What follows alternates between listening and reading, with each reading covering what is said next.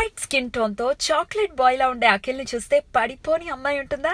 అందుకు తగ్గట్టుగానే నేను నిన్ను ప్రేమిస్తున్నాను, నువ్వంటే నాకు చాలా ఇష్టం లాంటి మెసేజ్లతో అఖిల్ సోషల్ మీడియా పేజీల్లో రోజు వేలాది పోస్టులు కనిపిస్తాయి. అలాంటిది ఒక అబ్బాయి అఖిల్ కి ప్రపోజ్ చేస్తే ఇది అబద్ధం కాదు, నిజం.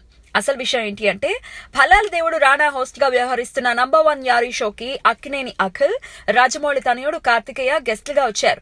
ఈ సందర్భంగా నీకు ఒక అబ్బాయి ప్రపోజ్ చేశాడటగా అని అడగ్గా అందుకు అవునని తల ఊపాడు అఖిల్. ఒకసారి ఫ్లైట్ లో ప్రయాణిస్తుండగా జరిగిన ఇన్సిడెంట్ చెప్పాడు.